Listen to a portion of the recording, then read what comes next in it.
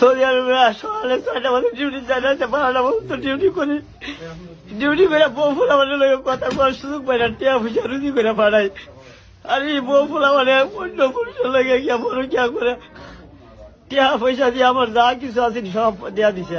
বেটা লইয়া ঘটনা শুনে আমি 11 তারিখে বাড়িতে আসছি। 12 তারিখে আমি ওর থানাতে যা পাই। পাওয়ার পরে আমি বলি দেখো যা কিছু করছে টাকা পয়সা দিলে দিছ সব বাদ, তুমি আইসা পড়ো, টাকা পয়সা আমি আবার রুজি করুম। কিন্তু আমার বাচ্চা দিতে লেগে একটা মা এটা দিতাম তোমরা, আমি তোমরা যা করার করছো আইসা পড়ো। হেরেও কইলাম ভাই তুই যা করার করছো, তোর 3টা বাচ্চা আছে, আমার 3টা বাচ্চা আছে, দুজনের সংসার ধ্বংস করিস না। হে আমার কথা শুনে না, তাই আমার কথা শুনে না। হেরা আইতে জনে জনে ছাড়া থাকতো না।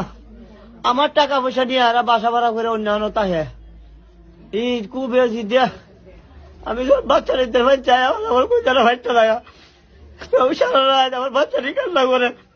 এই কষ্টে আমি আর কুবাইছি। এখন যদি আমার ফাঁসি হয় আমার কোনো